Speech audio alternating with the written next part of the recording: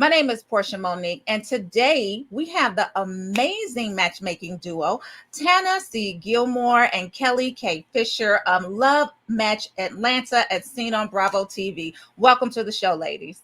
Thank Thank you. you for having us. We're so excited to be here. Absolutely. I think we're more excited for you guys to be here than you guys are excited. But let's dive right into it. I want to know, what is Love Match Atlanta and what do you guys do? And we'll start with you, Kelly.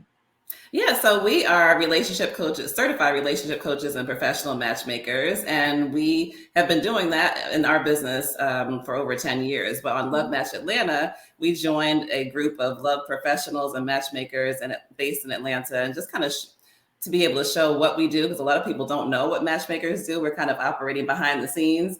So showing what we do on a day-to-day basis, connecting singles and helping them all the way from being single to being in an effective relationship, but all the ups and downs and personalities and things like that with the clients and with the matchmakers together. Mm-hmm. Okay, and Tana. Yes.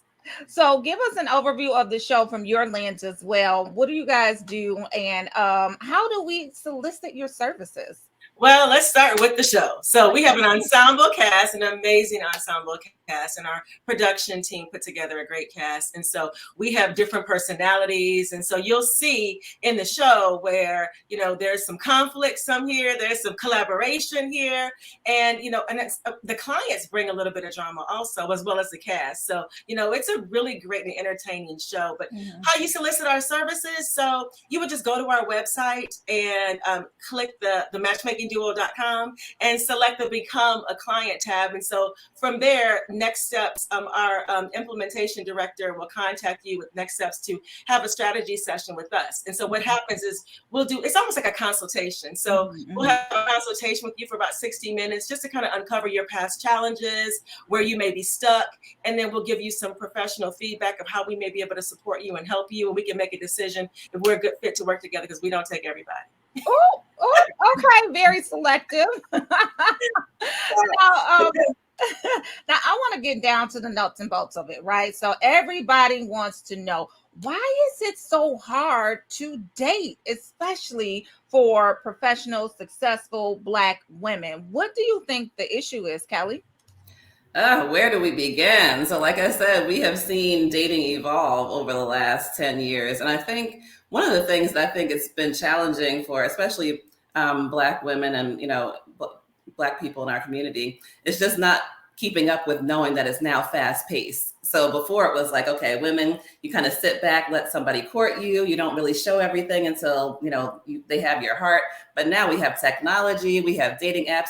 They can have another date tonight at 7:00, and so can you. So if you don't show something, if you don't pique somebody's interest, they're gone. So you talk about ghosting, you don't have as much time as you used to have. So I think that's one of the things where we're kind of not catching up with how fast paced everything is. You can't wait until the end to show all your amazing qualities. So you just have to embrace technology and, be a little more interesting from the beginning. So that's one of the things I think has been holding us back. Okay. And Tana, what's your take?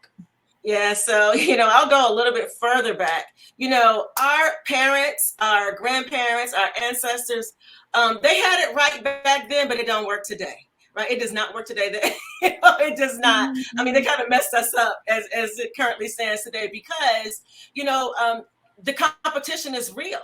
The competition is real out here, and the numbers, the male to female ratio, it exists. So that is true. That's a true component. So you're competing with so many other people rowing the same way. If you think about your own circle, all of your girlfriends are cute. You all are professional. You all like to travel. You all like to go out to dinner. You all like to do all of those things. How are you different than anybody else, right? Right. So, so the competition is real. And so, again, the numbers, you got to stand out. You have to stand out. You can't sit back and just kind of wait for, you know what, I'm going to just let him dote all over me for about 6 months. 6 months will never happen. It'll be 6 days and he's gone. Yeah. Absolutely. Very competitive, very fast paced. And yeah, we just need to try some more things because, like you said, everybody is in steep competition, and your circle, your friend circle, especially if you got it going on, your friend circle has it going on too, and so there's a lot of competition there. Now, Kelly, I wanted to ask you because you just touched on it. App dating. Hmm. Mhm. So, millennials and maybe Gen Zs, they probably date via apps the most, right? Couple questions. Is it safe? Right, because we see these stories, we see Tinder swindler out there, we see some of these.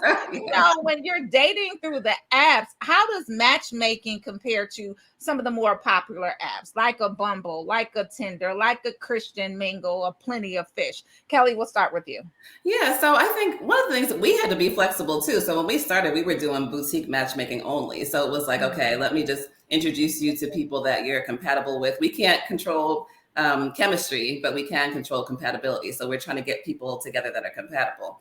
But now we've embraced online dating too, because why would we eliminate that whole pool?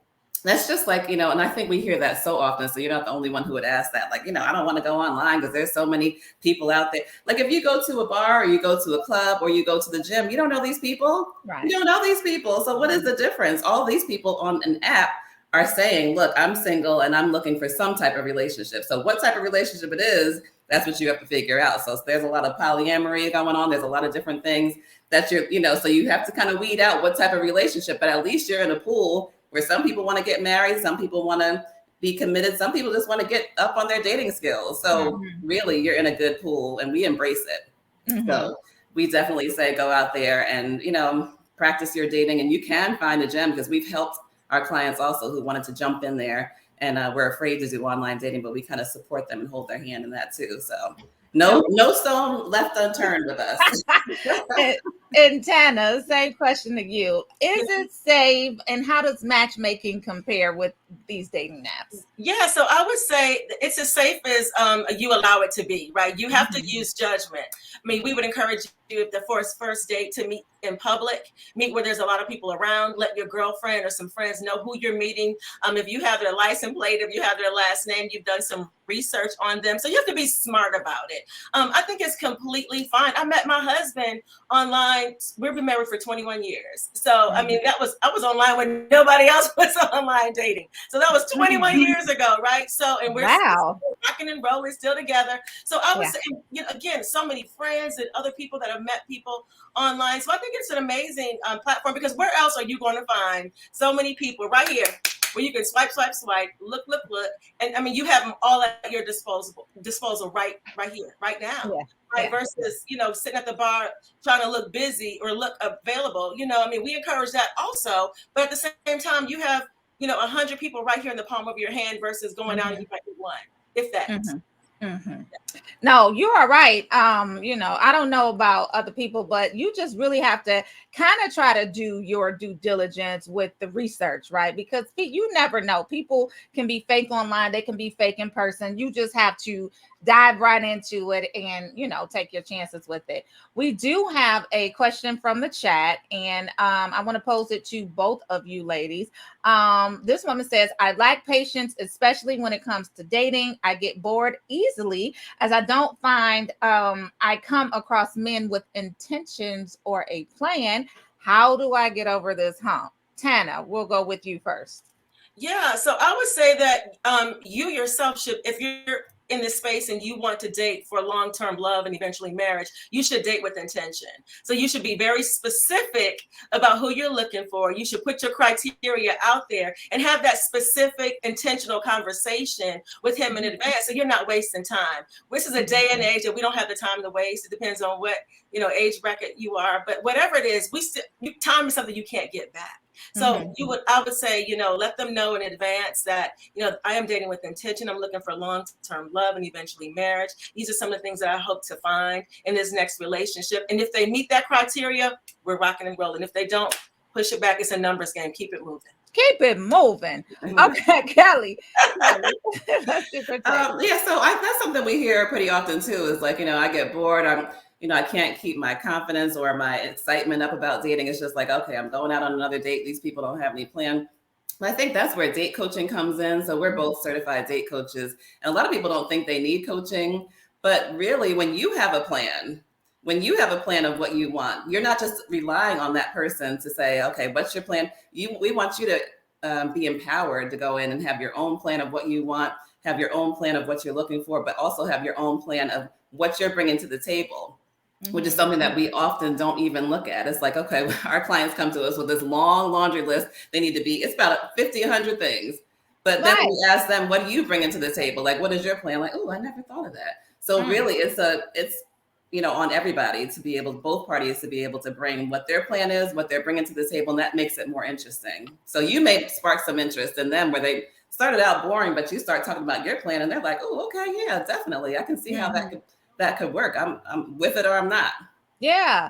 And Tana, you also alluded to this criteria, right? So this list, this criteria for people coming in, especially to say, these are these are the things that I need, these are non-negotiables. Yeah. But what can you do for yourself to prepare to be date ready? Like, what are some of the things that I can do? Of course, ask myself, how am I ready? But in practical terms, like, what is it that we can do to ready ourselves to be ready to date? Yeah. So how can you be ready to date? One, you need to be emotionally whole, right? You need to be emotionally sound and secure. So that means that you're not bringing any old baggage into this new potential relationship.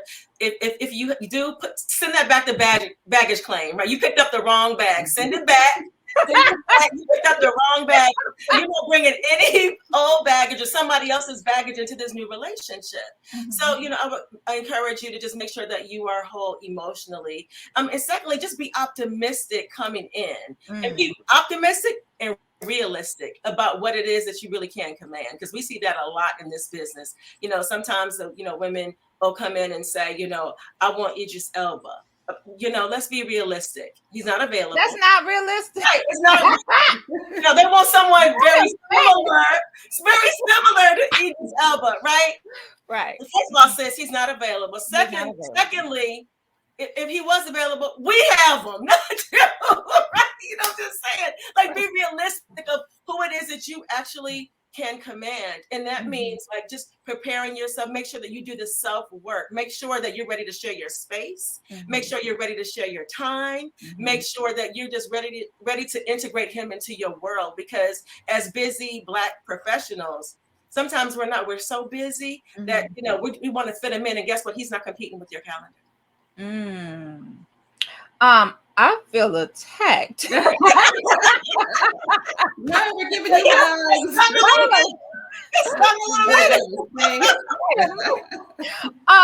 Okay, but you touched on some key points there, Tana.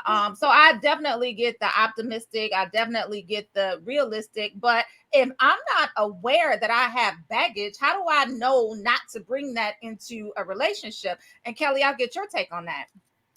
Yeah, you said if you don't know if you have baggage, how do you know? If I think that I'm whole and I don't necessarily know that I have baggage that I'm bringing into this relationship, how do I know not to bring it when I'm unaware that I have the baggage? Well, I mean, I don't know that any of us are unaware that you don't have any baggage. And you can test that by when you talk to somebody new, if things that they're doing are aggravating you or reminding you of a previous relationship. Or, if you can't just say, okay, this past relationship was something that was meaningful, but you know what? I've learned from it and I wish him well, or I wish her well. If you can't really say that I wish them well, then you got baggage. If you think of them, you have them in your mind, and you're like, oh, I can't stand them. Like, I can't believe they wasted my time. Of course you can, but we want you to be at a place where you are just like, you know what? That was part of the journey. I wish them well. The next person I meet has a completely clean slate. They have nothing to do with any past relationship. And that's something that we hear often, is that, especially from, in heterosexual relationships, the men are like, you know what, these women have so much baggage. And vice versa. The women are now saying, you know what, these men have so much baggage. It's like, so most of the time when clients come to us, that's one of their requirements. Are they open to making sure that their mental health is stable? I mean, do they have support? Are they open to going to therapy? Do they have therapy? That's something that's a huge issue right now, with a requirement for both sides.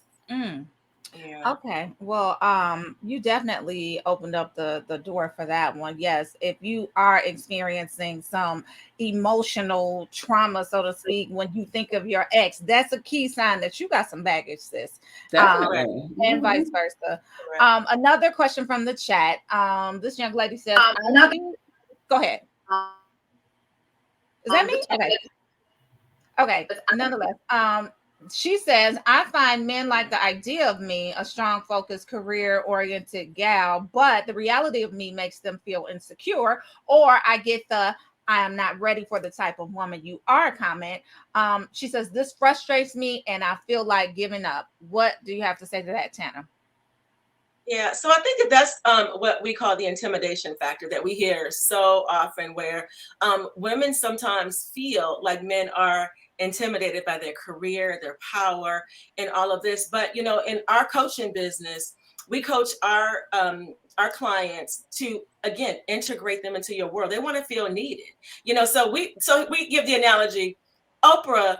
You know, Oprah, you can't buy Oprah anything. There's nothing that you can possibly do for Oprah, but Stedman is bringing it every time, and he has for the last 30 plus years. He has a place and a value in her life. He's there Mhm. for a reason. But it's guess what? Oprah integrated him in. She let him know how he was needed. She let him know what it is that she needed from him to add value to her life. He adds value in some way. So it's up to us to understand how we can integrate them into our world and how they add value, help them feel needed, and that way the intimidation factor is taken off the table. It's no longer there. They have Mhm. a place in your life. Mhm.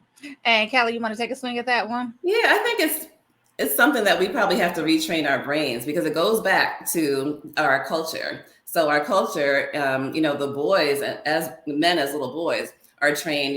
You are to be a provider. That's how you show this woman that you are taking care of the family. But now with the shift, there are so many educated women. There are so many women who are high money earners, and those are usually typically our clients. So Mhm. boss women doing all types of things, juggling all types of things. So the men sometimes are frustrated, and really, it's like, okay, do I really need money from him, or do I need something else? So I Mhm. think it's really, really key at this point. If you are a focused, career-oriented gal, as this person says, that you show them where their value is. So it may be, wow, you took my car to be cleaned. It could be, wow, you were a companion for me at this event. That really meant a lot. That took something. So we have to really be specific about how this person is adding value, and not just kind of, because he's thinking, okay, I'm bringing money. That's what I was taught. And Mhm. now it's like, okay, I've got money. Whatever. What else do you have? And so I think Mhm. there's a disconnect, and we really have to give each other grace. And I think women can be a little bit more descriptive about how a man can show up for her in Yeah. those circumstances. Yeah, and Tana, you brought up a great point about men having to feel needed, right? So there's this old debate about, should men feel needed or should they feel wanted? And so your take is that they should feel needed. Why is that? Yeah, I think they should feel needed and wanted and validated. So, All so, of so yes, all of it. And here's why: because again, they are natural fixers. They were born here to. They're born here to fix everything. They're solutions oriented. But now, as Black women of power, we are too. So so we are almost like competing with them. And I don't really need you for this because I can do this for myself. I have someone to mow my lawn. I have someone to do my car maintenance. I have someone to handle everything in life that I need them to do, but they're like, what am I here for? Right. So again, we just tell our clients, give them drips of stuff to do. Give them drips of your love. Give them drips of it. That's all. That's all. That's all it takes. Just give them Mhm. drips. Yes, and they want to, and they want to feel wanted. They tell us this. Oh my God, I can't even tell you how often that they want to feel desired. Right. They want to Mhm. feel desired too, just like we do. They want to feel desired. Portia, you're looking like Lord. Yes, Y'all keep attacking me. Look, desired. I gotta jump in on this. I gotta Yes. jump Jump in on this. in. Jump I gotta jump in. in one thing because I'm Mhm. thinking in my mind as she's talking. If I hear one more woman say, "I don't need a man," I told him I don't need a man. I want him. I don't really need him, but you do. That's why we're here. Yeah. You do. Okay, we can have all of this. You can have, and a lot of the women who have achieved so much stuff. At that point, they're like, Dad, I would give it up if I could just have a companion. So you do. So let's stop saying that. I don't need a man. I just want him. You do need him, but you probably need him for different reasons. Mm-hmm. So I would say don't, because a lot of the men now are saying, you know what, I'm just feeling like an accessory. She has everything else. She just wants to have me as an accessory to just say, hey, I have a man, but she doesn't really want to connect. So we don't want accessories, and we don't want to keep saying, I don't need a man, I want one, because you do need it. I mean, you do need the companionship at some point, or else we wouldn't be here. Yeah, right. And then go ahead, Tan. I'm sorry. They're not a purse. They're not a brooch. They're not they're not. That's your man. Yeah.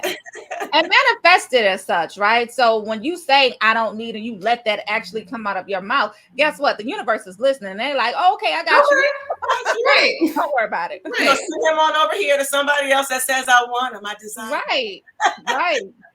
I'm loving this conversation, ladies. Let's continue, right? So you call yourselves heart hunters, which I absolutely adore, and I think it's so apropos. How does one go about finding your services and listing your services, and I guess eventually getting matched and hitched, and I guess the goal is marriage. The goal is marriage. Yeah. So first we say follow us on all of our social media at the Matchmaking Duo on all social media platforms, because you will get content. You will, have different tips that we're sharing throughout the week and throughout the month. We have events that we're doing as well. So if you follow us, you'll be able to keep up with where we'll be. But if you go to our website, again, thematchmakingduo.com, you can hit become a client. And then our office will take you through the entire process of meeting with us, and being able to assess what type of services that we feel would be a support to you. Because people will call our office and say, well, how much is it? We can't say how much it is because we don't know what your challenge is. So we are individual or a boutique matchmaking service. But then the other thing people can do is go to our website, and they can also join our database. So that's complimentary, it's confidential, and that's where we house all of our singles. So if we do have an amazing match that's looking for someone in your area that meets your criteria, that's where we start. So you have to, like they say, you have to be in it to win it. You have to be there if you want to be considered. So that's a great place to start being connected to us as well. Okay. And listen, so your database, this pool of people, right? So I'm not necessarily sure if it's women and or men, but you match make. So where do you get these eligible people, so to speak? Yeah. We'll start with you, Tana. Yeah, so we've been in business our 10th year. We're celebrating our 10th year this year. Congratulations. Thank you. Thank you. And we've never done any advertising ever in our whole 10 years. So what's happened is people will find us online, and we'll do lots of media just like this. So thank you very much. People will see this and they'll join our database. And then they may sit there for, some years actually, because we start with our database first. Like when we get a paying client that we're heart hunting for, we'll start in our database and we'll do an advanced search to see if the criteria that we're looking for, if it arrives or derives from our platform. And then once we do that, then we start the preliminary search where we start reading the profiles, then scheduling interviews to interview that particular single and see if it's somebody that we want to pass along to our client. So it's various ways that we find it. We have recruiters that work for us that are all over. We're a national company, so we've been nationwide since day one. And so our recruiters are out. We may send them to various areas to heart hunt on our behalf and bring them back to us. The difference is that they'll recruit them. We'll bring them back and do the screening and coaching for that particular client. So various sources and ways that we find them. And we also belong to the International Matchmaking Alliance, where we all pull from everybody else's kind of database as well. And we kind of share people, but then we bring them in-house and screen them because we know who exactly we're looking for. Okay. Yeah. And that's great to know. That was going to be my next question in terms of, are you local and or national? And you just answered that. So you're national. So I'm here in Detroit, and I don't know what that database looked like. My fiance is from Detroit, so okay. Oh, congratulations. Yes, Detroit. Wonderful. But we're going to have to check that database. Before we get out of here, you guys have your show on Bravo TV, Love Match Atlanta. How did that come to fruition, and how do we watch it as well? So we'll start with you, Kelly. Yeah, so we have been, like Tina said, since we've been in the business for over 10 years, we've always been approached by various networks for different opportunities. But when this one came up, we thought, wow, this is perfect. It's a network that we admire. It's an amazing cast that we feel like it would be something that would be, not too crazy, but it would just show our day to day. So that's kind of how it came about. We came a few times to the studio and interviewed for a while. And then, like we said, we hit the ground running. So after we got the green light, everything just came out of nowhere. And so we filmed with this crew, and we got our clients that were interested in filming with us. And it was just an amazing opportunity. It's something that's probably once in a lifetime. And I think a lot of times people are looking for TV opportunities. I wouldn't say that we were looking for a TV opportunity, but when it came and became available, it was exciting. Another thing to do with our business to take us to the next level. Yeah. The opportunity was right. Yeah, it really has, and you can find it on DVR on Bravo, and in Peacock. It's streaming on Peacock as well. And we've also seen it on international flights and domestic flights too, because it's on some of the planes. Like, oh, there's our show. So it was it's great to see it. Going global. I love that. Now, okay, so how do we become contestants on your show, right? So, Tana, what do I need to do? What is the criteria that I need to fit? And then how do I tell you that I'm looking for an 8-figure? You said 8-figure. Y'all can finish the rest. Reach for the stars, sis. Reach for the stars. I love it. So you would, again, we would start with joining our database, because if we don't know that you exist, we can't find you. Mm-hmm. So we would say join our database, the matchmakingduo.com, and it's a tab that says join the database. So we would join the database. And then, when we start filming again, season 2, we'll go through and go through the database and see who's interested in filming. Because not everybody, wants to be on TV, but it's a fun experience, a great experience, a once in a lifetime experience. And if you're a risk taker, it's for you. I love that. And before we get out of here, I want to just kind of debunk some of these common myths that are out there when it comes to dating. So, Kelly, we'll start with you. What are some of the most common myths that you can debunk for us when it comes to dating, especially for professional women of color? Let's see. One of the common myths is that it has to be a 1.5-year courtship for it to be official. So like we said, the pace of dating is so much faster now. So when it's two people that are compatible, and it's two people that say, hey, they come together, I'm looking for a relationship, I'm looking for commitment, you're both kind of at that point, it's okay if it moves a little bit faster. It's okay. So I think, we've had couples, even in our arena, that are both happy, they're both, successful, they're like, oh, this feels good, but you know what, I gotta wait 1.5 years to be able to move forward. And it doesn't have to be. If you're both at that point, go ahead, let trust lead.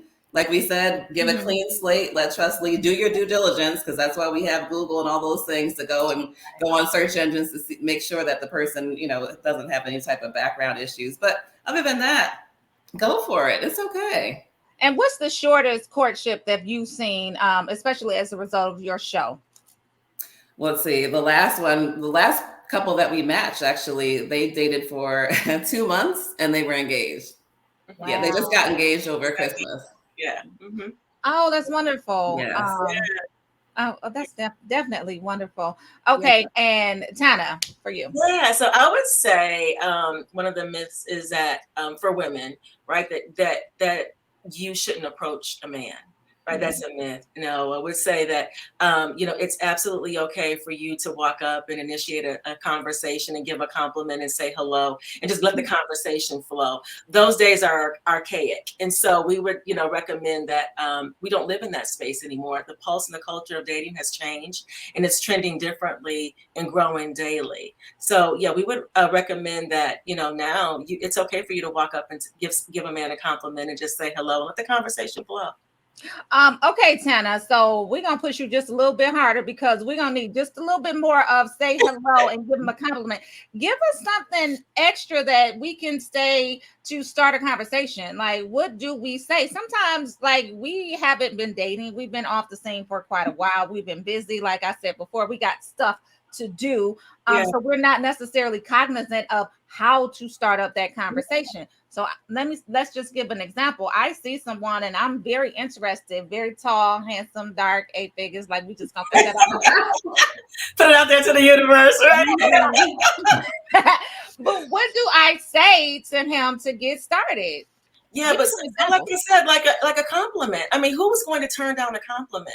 That color is amazing on you. You smell amazing. You smell wonderful. I'm Portia, and you are. Oh, I love It that. just it just starts like that. That's all it Uh-huh. takes. He'll take it over from there. He's naturally a man.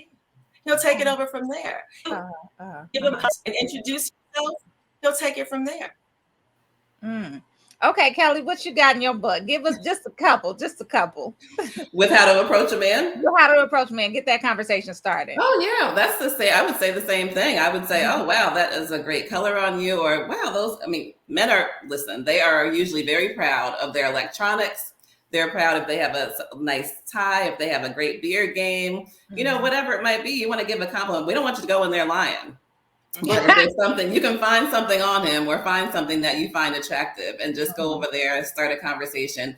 And don't be afraid to leave with the phone number. So we don't want you to just be over there talking about the weather and all kind of stuff, and then you don't leave with the phone number. So before you leave, you want to say, you know what, I am really enjoying this conversation. I'd love to keep in touch.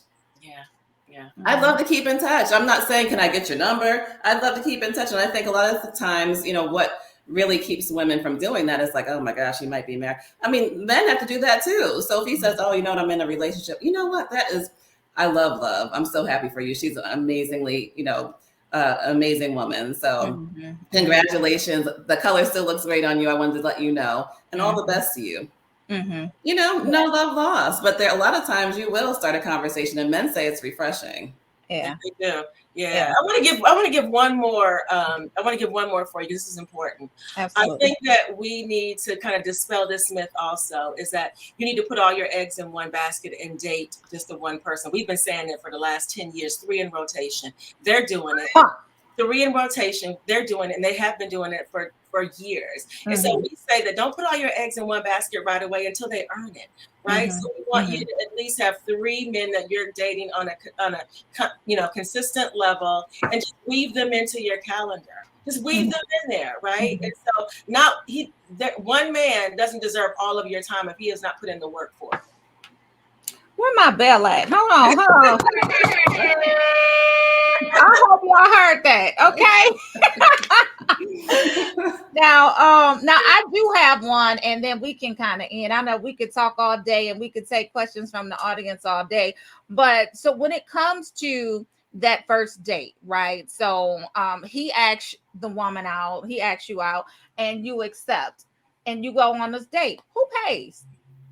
Oh, when he asked the woman out? Yes. Oh, he pays for sure. Yeah. I mean, I think we can still be pretty traditional in that, where, we feel like you can let a man be a man. So a lot of times women will say, I go in and I pay every time because I don't want him to feel like, he's done something for me and all this stuff. Okay, well, you know what? Guess what? He's going to continue that. So you're going to get a man who's okay with you paying all the time. And whose fault is that? So we say, let him be a man, let him choose a place that he can afford. So it doesn't always have to be the Ritz-Carlton or whatever. Like, let him choose if you want to go out for coffee, if you want to go out for lunch, if you want to go out for brunch, fine. But let him be a man. It's okay. But at some point, I think after a while, it's okay to say, you know what, you've done so much for me. Let me take you out. They're looking for that too. Because you'll end up in a Dutch relationship and a Dutch marriage where everything is split down the middle. Exactly, right? So how you started is how it's going to continue.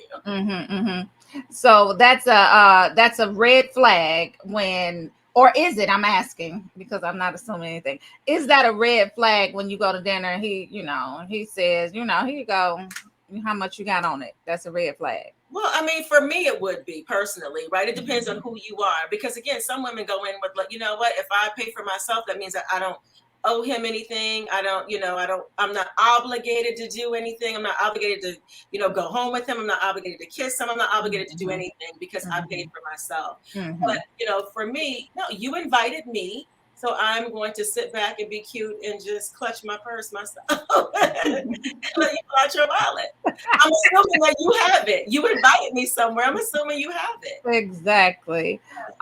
Listen, ladies, I can talk to y'all all day. We're gonna have to do a series of time when we come back and talk about red flags and talk about green lights and talk about how do we get to the next date and talk about when do you know that's enough. Like, what are the signs and how much time should we invest to say this is enough for you? Like, I'm gonna move on to number two and number three and give them some attention. But we can't answer all of the questions here, unfortunately, but it's definitely been a pleasure. This has been fun. Let's do this again, y'all. Yes. Definitely, yes. And that's why we started our Modern Dating Academy. So when you go to our website too, all of those questions, we have an academy, a whole group of women who are dating and approaching dating differently together. So you can look that up on our website as well. But Because thank I you for having us. no, absolutely. Thank you. Like, listen, I have a whole plethora of questions for you ladies, but we just gonna have to table this and go to the next session because I put together some questions too for like my younger family members. Because sometimes they're afraid to ask those questions. I'm like, listen, you gotta hurry up and get to, bottom line me real quick. Are you married? Do you have kids? What do you consider all of it, right? Do you travel? You got a passport? Like, come on now. Right.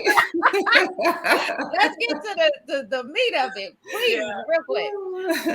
But so let's talk about where we can follow you, ladies. Kelly, we'll start with you first. Yeah, so you can follow me personally at Kelly K. Fisher on all social media. And of course, our business is at the Matchmaking Duo on all social media and our website, thematchmakingduo.com. Yeah, Okay, and same Tana. for me. Yeah, Tennessee Gilmore on all platforms in the Matchmaking Duo. You'll find us there. I love it. Okay, and thank you, ladies, so much for stopping by Rolling Out Star Studio for Sisters with Superpowers. It's been a pleasure. I've been your host, Portia Monique, and catch us next time. Take Thank care. you. Thank you.